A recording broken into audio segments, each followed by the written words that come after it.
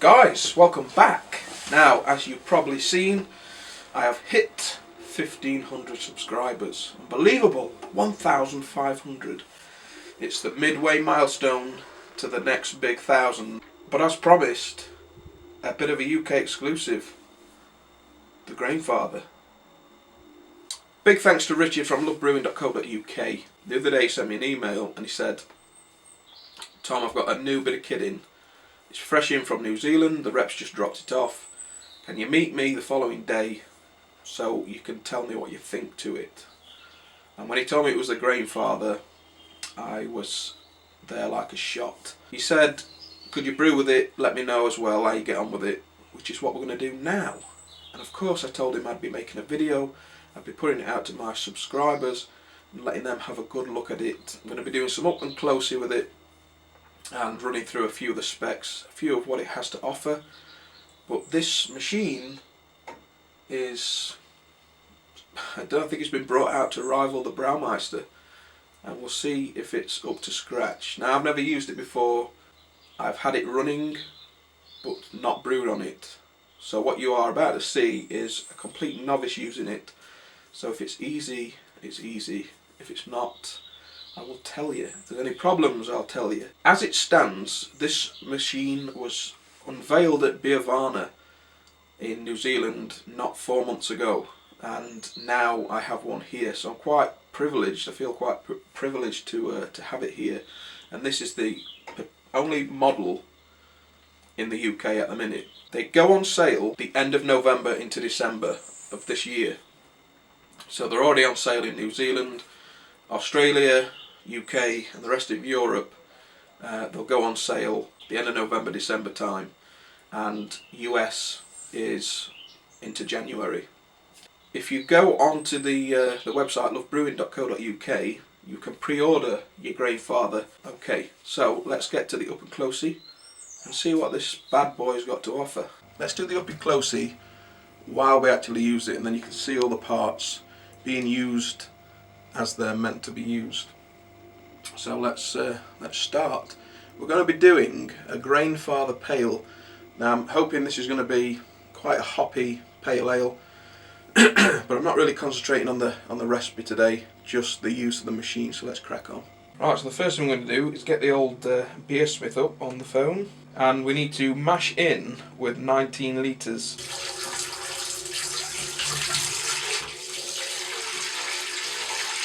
And we want to set the temperature to 67 degrees. So to do this, you hold the set button.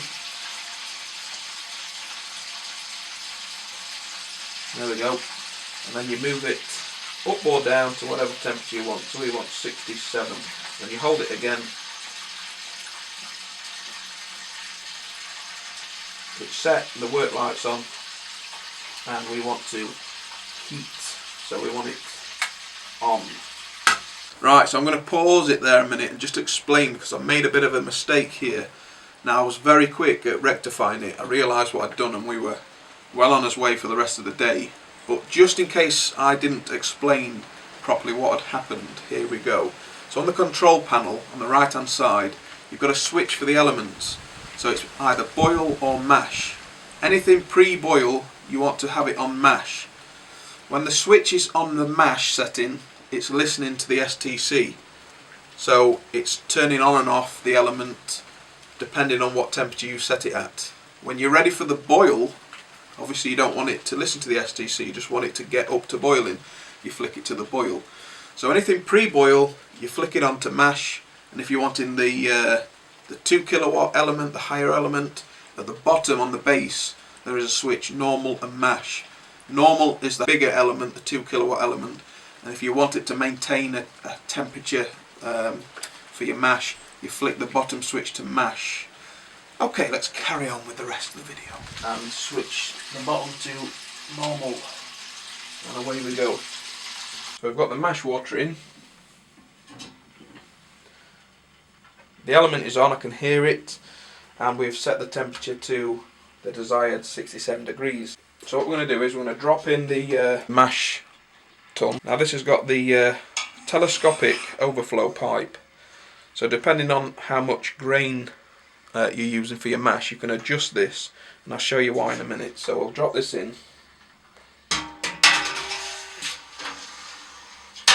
just like that, and we'll wait for it to come up to temperature. Once we've doughed in and the mash starts, it's got this like top plate, which is a stainless steel false bottom, if you will, but this sits on top of the mash. You push it down until you reach your mash, and then when you recirculate the mash, it drops on top of here, and when you're sparging, you sparge on top of this also, so you're not disturbing the grain bed. But we'll add that in a minute. Currently at 52 degrees, and it's took 21 minutes to get there from 13 degrees, so I'm timing it just to see how long it does take. We're almost there, almost at mash temp. Now it's at this point where me and everyone else will be putting the thermometers into their strike water. There we go, 67 degrees, 31 minutes that's taken. So yeah, it's at this point where you'll be in with your thermometer, making sure that you're hitting your numbers, you're hitting your mash temps, making sure you're not going over, making sure you're not too cool.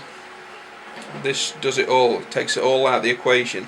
You've set your 67 degrees, it will now turn the element on and off and keep it at 67 degrees. Where's it gone up to 68? What? Well, that shouldn't happen. I'll flick it down to mash. That's it, I had it on the wrong setting. Mash. Now the work light's gone off because it's reached 67 degrees. As soon as it cools down anymore, obviously it will kick the element on.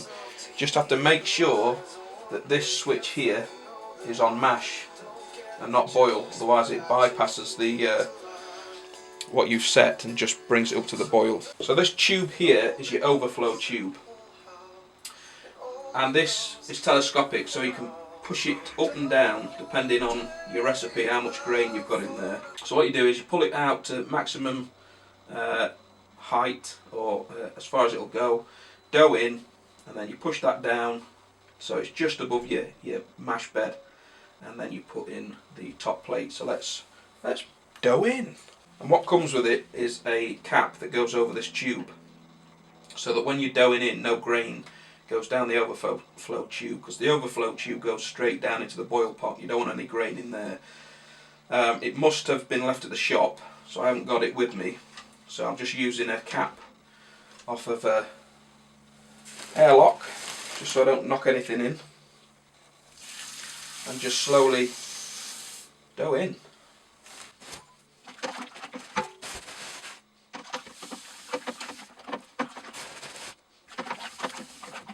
So it's 66 degrees, so yeah, the work light's on, it's back up to 67.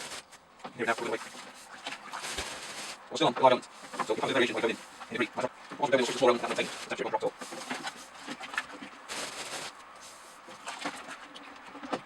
So back up to 67.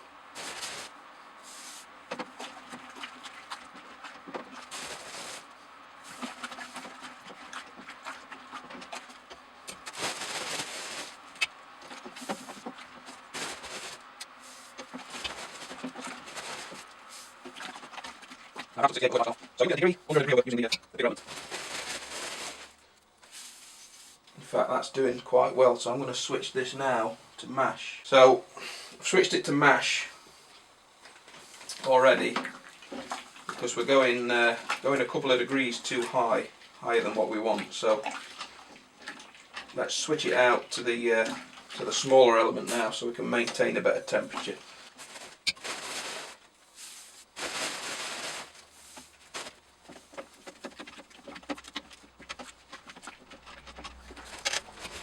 Right, so we've finished doughing in now, and as you can see, the work light's gone off on the STC.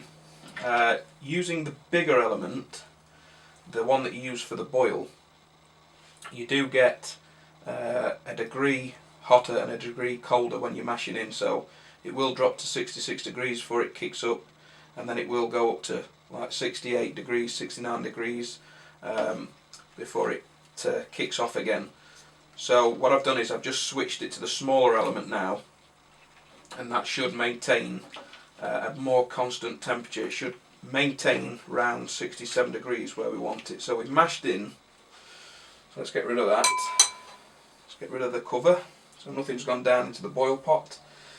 Now this is the screen that goes on top of the grain now. So what you do is, it's got a little rubber seal around it that seals it into the pot. You just want to put it in slowly and gently so as not to push this rubber seal off, and you want to get it just so the wort is starting to come through the mesh. And how much of that you can see, but you don't want to compact the grain. So there you go, it's just coming through now, and now you can adjust this telescopic tube. Next, you put on this overflow unit which sits on top of the overflow tube. You just push it down until it's inside the lid that we've just put on. Okay, so now we're going to recirculate this wort throughout the mash. Screw on this pump housing. Now, I've seen a couple of people in New Zealand, a couple of lads over there that have used them and said that they'd have wished that this was a quick disconnect, and I can understand why you're saying that, because it would be a hell of a lot easier. Maybe that's something they'll change in the future, but at the minute you have to screw this on to the pump outlet. It's not a big thing, but anything that makes life easier when brewing is needed. So that's on there now, nice and tight. So we're going to start the mash, but first let's put the pump on, recirculate. So there you go, we're now recirculating the mash through the grains, and we're getting better efficiency. So the pump's back on. We have dropped a degree or two, and I'm just going to leave it and see how long it takes to get back up to 67 degrees. Don't really want to put it on the bigger element because it overshoots, so we'll just keep an eye on that and see what happens. So let's see what happens now. Ramp the heat back up, and obviously it's going to take time to establish a uniform temperature because we're recirculating, so we should now be getting a more regular reading now that we're recirculating. So it's back on the smaller element, we're still on mash, and we'll just see if it maintains this 67 degrees. See what happens. Again, it's the first time I've used this, completely new to me, first time using it, first batch. It's bound to take some getting used to, but we'll see how we get on with it. If it maintains that temperature throughout the mash, then I'll be obviously. So we're maintaining now 67 degrees, which is good. And I think the problem we were having, obviously, the mash water has got to establish itself, recirculate, so that you can maintain the right temperature. So we're recirculating now. You can see it running down into the overflow tube. A few bits of grain in there, but it's getting clearer. And still at 67 degrees, so I'm happy with that. So the work light has come back on at 66 degrees, so it's not bad. It's maintaining a good temperature. It was dropping lower than that before, so I'm happy with that. It'll soon be up to 66. Let's hope I can get it on camera. There we go. So yeah, it's just dropped up to 68 degrees and the work light's gone off. So it must be set to a degree either side of what you want. So at 66 degrees it comes on. As soon as it reaches 68 degrees it turns off. So the STC must be set for a degree above and below the temperature you want. So it's not bad. It's maintaining quite a good temperature, but yeah, we'll have to see how it does progress through the mash. We're coming now towards the end of the the mash, the first part of the mash, we need to do a mash out for 10 minutes at 75 degrees. I do believe it is. Just check. 76 degrees. So I'm going to show you. It's ever simple what we do. So there we go. So we lift up this little case. We hold down the set button. Okay. So now you can change your mash temperature. So we want to up it to 76 degrees. And hold it down to set it. And there we go. Now what I'm going to do is, it's given a 2-minute time period on Beersmith to ramp the temperature up before you start the mash out. So what I'm going to do is I'm just going to switch the switch at the bottom from mash to normal. And that way we'll switch on the bigger element to get us there just a bit quicker, and then when we start ramping up I'll switch it back to the mash, the smaller element. So switch it on to normal, and away we go. How quick it is at getting us up to the mash out step. So Beersmith has allowed for 2 minutes to get us up to that mash out temperature. So already we're climbing, already climbed a degree, and we're not even 30 seconds in yet. So I'll see what this timer reads once we get closer to the 70s, 73 degrees, let's say. So we're fast approaching 2 minutes, and we're at 71 degrees. So 2 minutes there. So let's see how much longer it takes to get up to the mash out temp. That's something that you probably just know how long it takes to get to the mash out temp. We're going to start that sooner. Let's just see.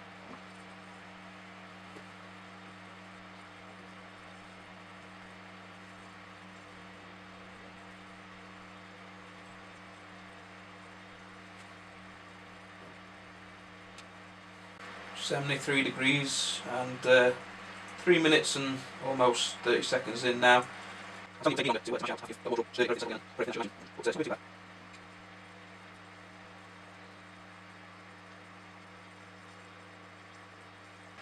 minutes in, 74 degrees. It's not bad. As soon as we get 8, 7, 5, back to small, continue mash. Maintain that temperature again. I'll do that now. 75 degrees and 4 minutes, almost 5 minutes it took to get it up to mash out temp. Just for those of you that are interested. Back on the smaller element now, so it should maintain that to within a degree. So it's maintaining its 75 degrees for the mash out, which is good. And you see how clear now the water's got. You can see the plate that we put on top. We couldn't see that before, so it's cleared out really well. So far I'm really impressed with this little unit. Right, so the mash is done. We're mashed out, all done. So what we're going to do is turn the pump off. It's nice and clear in there. We're going to take the tube off the top of the pump. Just unscrew it.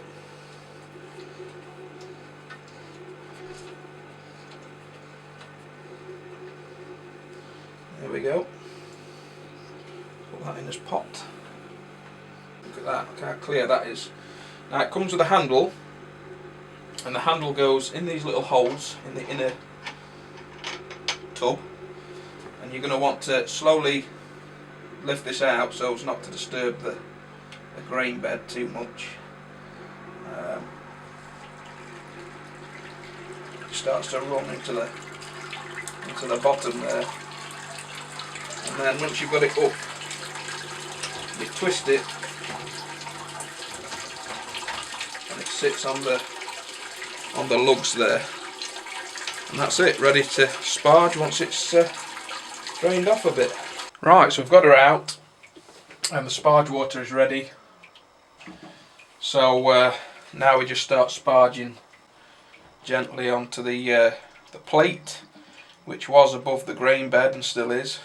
So it's important at this stage not to get any of the sparge water through the overflow, because then it'll just go straight through and into the boil pot, and that's what you don't want, because then you're missing the sparging step. Just let that slowly percolate through, and and we'll get on with the boil. You're not doing bad actually. It's not doing too bad. It's holding the water on the top and it's slowly percolating through. So, plus you've already had the efficiency upped with the pump that's been recirculating the mash. So, but yeah, just make sure you don't put the water straight down the overflow, because then it'll just be sending clean water straight into your boil pot. And again, if you're interested in one of these GrainFather units, you will need to take into account that you will need a separate pot to heat your sparge water up to rinse the grains. However, prior to doing your mash, you can always heat the water up higher than you want it to for your sparge in the boil pot, and then pump it through the pump into a separate container and try and insulate it if you haven't got the means to heat it. Just something to bear in mind. But so sparging with 13 litres, the boil pot below seems to be handling it so far, which is good. It is holding the sparge water above, so it is percolating through it evenly, which is good. So it's passed that test. Right, that's the sparge done. Onto the boil, guys. So the hop scheduling is going to be 35 grams of East Kent Goldings at 60 minutes, 30 grams at 10 minutes, and what else is there? I think there's some more East Kent Goldings, 5 minutes, as well as Citra, just trying to use up some hoppage that's in the freezer.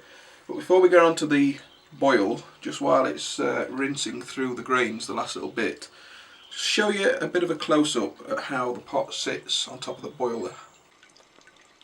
The inner pot has got these little feet on top of at the bottom, and they sit on these little rings that are around the top of the boil pot. There's one there, there's one there, and one there, and there's one on the other side.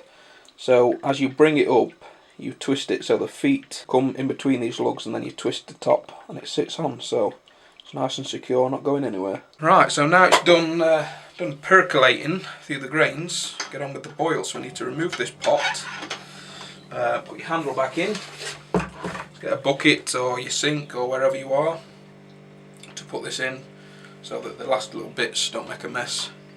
And you lift it up like so, easy as pie, and take it away. So now we can crack on with the boil. Now look at that headspace. I'm going to have to watch for boilovers, which I've never had to do before. Right, so now we start the boil. So what we want to do is we want to make sure that the switch on the bottom is set to normal, and then we want to switch the element switch to boil, and that's it. Kicks the 2 kilowatt element on, and we start to boil. Just while we've got the boil coming up, and we can see it now, the actual units of how much liquid's in there is marked out on the inside of the boil pot. So although there's no sight gauge on the outside, you can see in at how much mash water you're pouring in, and see what you're left with at the end. So we've hit the boil, guys, and the first hop additions have gone in. 35 grams of East Kent Goldings. Now the stat is reading 99, so it looks like the stat is a degree out. There'll be a way of calibrating it, but it's a nice boil. It's a very nice boil indeed. The alarm is going for the 30-minute addition of East Kent Goldings, which is 30 grams. So let's bang them in. Bing, bing, bing, bing. Going well, guys. They smell bloody gorgeous. Now for the 10-minute towards the end of the boil addition. 20 grams East Kent. Beautiful. One more addition and we're done. Right, so now the water chiller is on top. The shortest of the hose is on the pump out, and we are circulating the wort through the wort chiller and back into the pot. It's sitting at about 94 degrees, and we're sanitising the inside. If I was to do it again, prior to doing the boil or the mash, I would put I'd put Star San in the unit, run it through the pump so I know this is sterilised, but that's it. The water comes in through the bottom and out the top, and you can control the wort, the speed of the wort that's flowing through the chiller, so you're getting a good exchange of heat. So it's good, it's working, it works well, just sits there, just nice. Right, so I've now got the water going in and the water coming out. The water coming in is cold, red hot coming out, which is good. So now what I'm going to do is turn the pump on, and I'm going to slow the flow down, and just feel the pipe that's going into the back into the boiler. Just wait for that to feel cool. So effectively now we're pumping all the water around back into the pot, recirculating, and we can keep an eye on the temperature. Now they say with this that you can pump it straight into the fermenter, straight out of the pot, and feeling at that is pretty damn cool at the minute. So the water coming out of there is red hot, so it's working well. The slower you have the water going through it, the more time it's got to take the heat out. And that's getting hotter, so that's good. Right, so that's perfect now. That's coming out of there, perfect temperature. So turn the pump off, let it drain out the coil, so you don't get it everywhere. And straight into the fermenter. Turn the pump back on.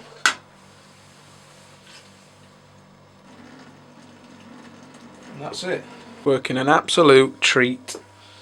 Wort coming out red hot still, that's coming out even hotter. Water out, but the wort going into the fermenter, perfect. Cool. Really cool. Ah, worked a treat that. That is it. We've done it. The first brew on the GrainFather has pretty much gone without a hitch, but there we go, we're emptying there. So there we go, guys. It's bubbling away. This is the next day, and it's bubbling away like there's no tomorrow. Frog in the throat. Now listen, let's recap, okay? For me personally, it was a pleasure to use. Now obviously, I ain't gonna bullshit you, man, I'm being honest. If there was anything wrong with it, I would say so. So, a couple of things on the system, such as the screw that goes onto the pump out, would have been better with a stainless steel quick disconnect. Would have been nice to see an external sight gauge so you can see at a glance how the boil is progressing. But that being said, when you add extra things to it, of course the price goes up. So for what you are getting, you can't really grumble with it. Again, first time brewing with it, didn't really sort of read too much into the system. I just wanted to get it with the knowledge, bare knowledge of how to sort of turn the stuff on and off and see how the day goes. And I must say it went swimmingly. I really enjoyed it. It's good to have a fun brew day where things are going right instead of having pots in the wrong place and wrong temperatures and whatnot. So it's such a simple unit to use. And again, if you're looking to get into all grain but you're worried that you haven't got the space to have 3 pots, and you probably haven't got the space to have them gravity fed, so then you're going to have them with a pump, so then you're buying a pump, and then you've got to house the pump in a shed or a brick shithouse like where I am. This takes all that problem out for you. You can do your all grain, you can get it out from under the stairs, take it out the cupboard upstairs, set it up, literally plug it in, and you're brewing. And I think that's the appeal with them. Again, they go on sale at lovebrewing.co.uk, I think I did say end of November, December, but I think it's pretty much going to be around the end of December and into January. Just on talking to Richard earlier, you can go to lovebrewing.co.uk and pre-order one now. So the pricing of these is going to be somewhere between £500 and £550. I know it sounds like a lot of money, and it is a lot of money, but if you're serious and interested in getting an all grain system, you can't go wrong with this. It's something that you can just get out, plug in, and away you go. And stay tuned, guys, because I've been talking to Richard. He was saying that he's going to be supplying them to other shops, but he wants, obviously to sell them himself. And I said, well, you need a promotional code. So stay tuned, because we might have a promotional code. And as soon as I've got one, I will let you know. And then you can go over, order them, use the promotional code and get some money off, because it's all about this, saving. Alright. So yeah, just to recap. Dream to use. I really enjoyed using it. It was simple. It worked. The mash efficiency was brilliant. Hit my numbers, which is the main thing. And cleaned up easy. Put away for another day. Alright guys, I hope that's been of some help, and thanks for watching, because it has been quite a long video. Don't forget to thumb up please, and subscribe if you haven't already. And as always, keep safe, keep homebrewing, pinky out, and I'll see you soon. I'm out of here. I've gone.